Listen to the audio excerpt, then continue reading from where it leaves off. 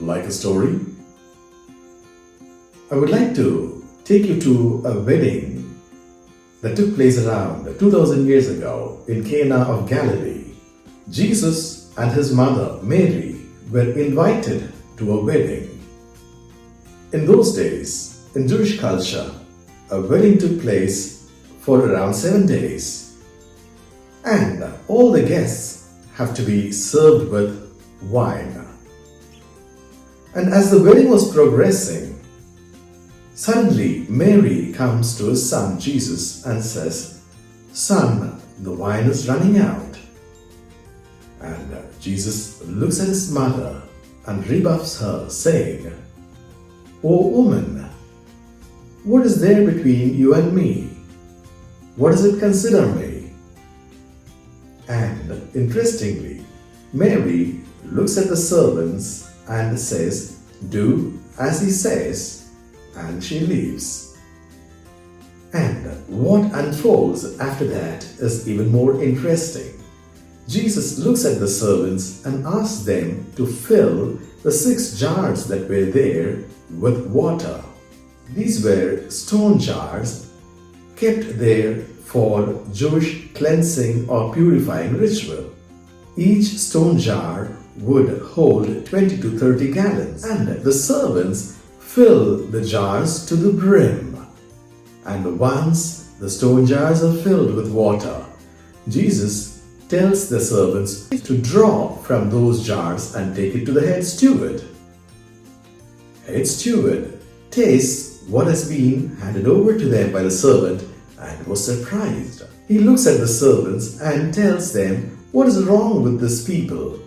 They serve the best wine first, and as the guests get drunk, they serve the inferior wine later. But here, in this case, they have kept the best for the last, and the head steward does not know where the wine came from. Only the servants who drew from the jars knew where the wine came from. This is the first miracle of Jesus reported in the scriptures. This is not about the religious miracle that I'm going to talk about. I'm going to focus on Mary in the story. As per the scriptural text, no one comes to Mary and asks for help. No one comes to Mary and tells her the wine is running out. She notices what is happening around her, and she is sensitive to the needs of the people around her. In those days, running out of wine would be such a great embarrassment to the hosts. And Mary, once she notices what is happening, did not wait to anyone to come to her to ask for help. She takes the initiative and approaches her son, who could actually help the situation.